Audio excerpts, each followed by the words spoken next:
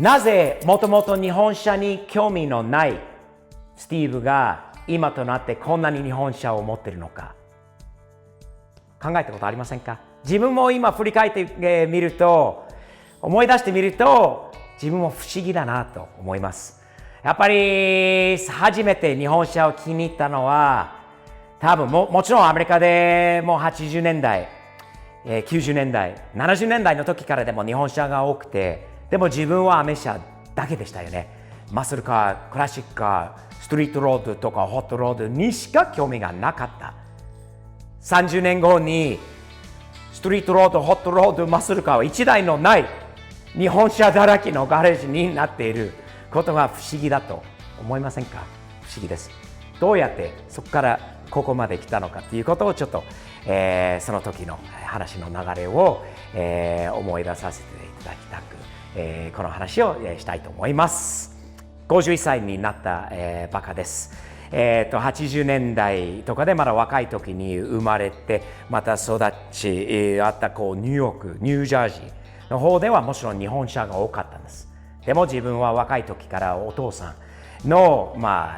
ついでお父さんが大好きなアメ車がやっぱり自分も大好きになって、そればっかり乗ってたんです。大学生になって日本語も勉強し始めるまで乗ってた車は全部アメ車でした。もう車、バンとかトラック、ピックアップトラックとかそればっかりでした。日本に初めて行ったのは1992年の夏休みの時でした。いつも話してるんだけど、埼玉県岡部町の、養鶏場で、ホームステイをした経験、ございまして、その時に初めて日本車を生で、日本にある日本車を生で見たんです。それまでもちろんアメリカにあるアコード、カムリ、タセルとか、シビックとか、クレシダとかってああいう車がもちろんアメリカで見てたんだけど、面白いと思ったことは一度もなかった。乗りたいなと思ったことは一度もなかったんだけど、日本に着いたらなんか日本車だらけの、逆にアメ車あんまりない環境で、逆にアメリカにない日本車、アメリカにある日本車に似ている車があってもかっこよく乗られている車、ちょっとでもその時でもホイールをかっこいいホイールをつけたり、かっこいいタイヤホイールもやったりつけたり、中の内装にアメリカにないようなオプションとかアクセサリーとかがあったり、日本車に興味がなくても車好きな人として、アメリカ人としてやっぱり見ちゃうんですよね。車を見る。それまでは見たことないようなローレルとか、スカイラインとか、そして日本車日産の中でアルティマとかブルーバードとかアメリカにない車が多くて、なんかかっこいい車いっぱいあるんだ。セルシオとかはあったのかな、まだ90年代でセルシオってアメリカにない車だったんですよね。そしてアリストとかああいう車めっちゃかっこいいと、プレジデントとか他にいっぱいちっちゃい車、ファミリアとか見て、かっこいい車いっぱいあるんだ。多分一番すごいなと思って、日本人の所有者たちがその車に対するなんていうの、マナーもっていうのもあるかもしれないんだけど、ケア、メンテナンス、アメリカで見てきた車の中でもうボロい車、今でもアメリカで普通に走っているボロい車が多いです。日本に着いたらなぜ車が全部こんなに綺麗なのか、なぜぶつけられた車が走ってないのか、なんでへこみのある車とかボロい車がないのかっていうのは逆に目立ちました。目立つところじゃないかもしれないのは、あんなボロい車のあるアメリカの中で当たり前のように自動車とかでも普通に走ってるアメリカの中でから日本にいきなり行くと車全部綺麗。日本人は暇の時に車の洗車をしている。アメリカ人もちろんしましたよ。する人も多かったんだけど、全くしないで汚いままで乗る人が多かったからこそ、日本の車の綺麗、作業車とか綺麗、トラックでも綺麗、リムジンとか会社の社長が降りた後その運転手がただ座ってこう本読んだりとか新聞開いてこう読んだりするだけじゃなくて、車を磨いたり、磨いてるところのおしゃれななんか鳥の羽のあれも分かるよね。なんていうのかな、あれは埃を鳥のものとかって持ってるのはアメリカでは見たことないのがあったんです。車にカーテンがあることがすごいと思った。白いレースが白いカバーがシートにあること。タクシーの運転手が手袋白いグラブをつけるまで不思議だなと思って、面白いなと思って、タクシーも面白いところがあったんですよね。当時は自動ドアアメリカになかったんですよね。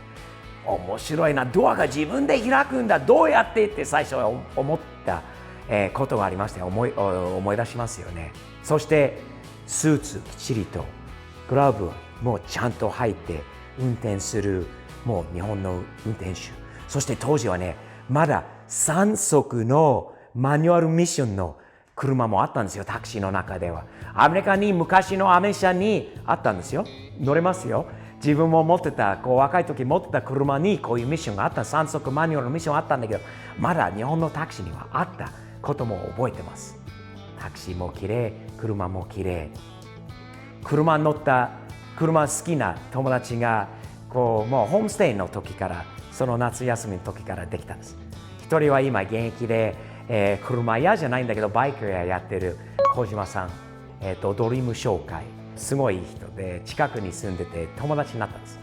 車じゃないんだけど自転車、車持ってなかったから最初はホームステイの時は特にそうなんだけど、自転車乗ってタイヤパンクして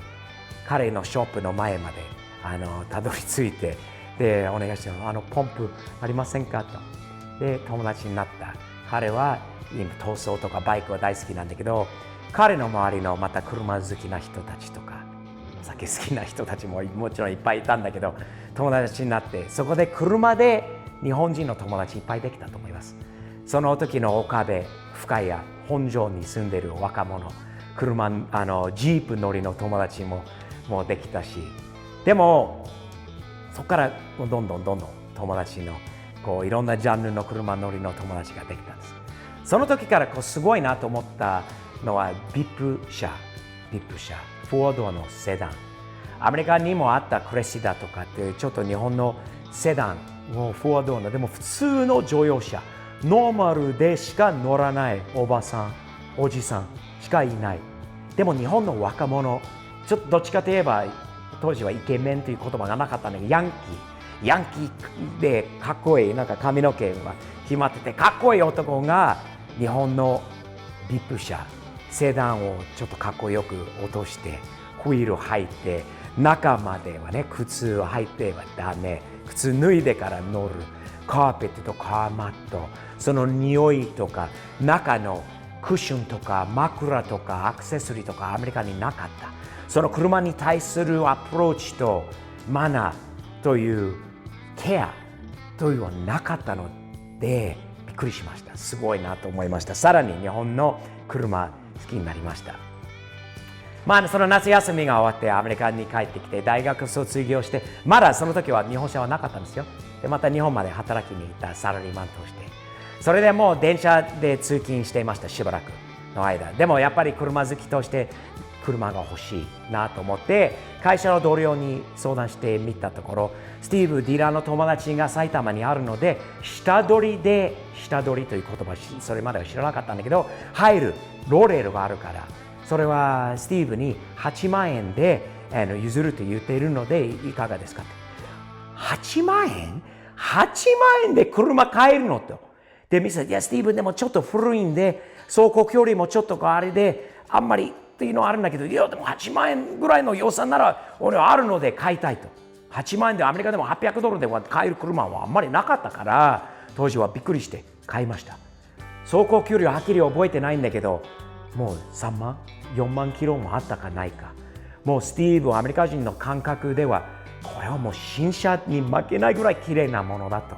買っちゃいました。覚えてます。いい車でしたよ。白で写真も確かにまだあると思うんで、お見せしますが、いい車。でもノーマルでは乗りたくなくて、少しでも自分気に入ったできた友達っぽくて、少なくてもホイールぐらいを買いたいなと。近くにイエローハット屋さんが西船橋にあったんです。当時よく、暇の時に見に来ましたよね。ホイールとタイヤと中の匂いもタイヤ屋さんの匂いとかがすごいで、多分スタッフの人たちも外国人あんまりいないから友達いっぱいできて、いつもガレージの中とか見せてもらったりとかで、タイヤとホイールで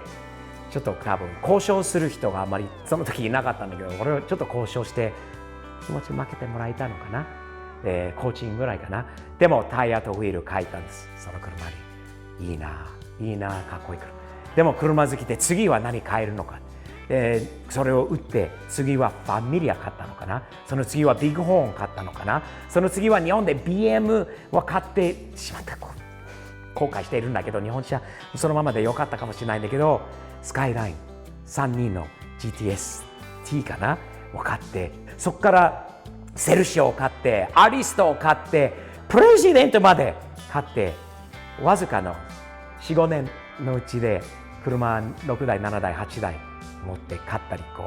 転売じゃないんだけど、次は何買えるのか、何が乗れるのかって、ちょっとアメリカ的な考え方を日本に持っていって、それをずっと維持していたスティーブなんですけど、日本車かなり気に入りました。日本からアメリカに帰ってきた99年2000年にアメリカに帰ってきて、最初に買った車は何でしょうか。何だったのでしょうか。LS400 セルシオ、車庫端にしてちょっと VIP 仕様にしたものでした。そこからもう21年22年後に日本車こんなにあります。毎日乗るアメ車はまだありますよ。アメ車大好きです。アメ車の中でいい車いっぱいある。アメ車の旧車とか見るたんびにまだ興奮するスティーブ。ただ日本好きなスティーブ、日本人好きなスティーブ、日本車好きになったスティーブがアメリカの日本好きな代表として、いいんじゃないですか。フェラーリ持っててもちょっと日本車っぽくて、日本のボディキットで走らせてアメリカ人に見せて、日本の文化とか日本の車の良さなどを他にも広めたいなと今でも思っているところです。ということで、もともと日本車に興味のない人がどういうふうにここまでこんなに日本車を持つことになるのか、簡単でありながらそういう流れでございます。いかがでしたか。本日のトークは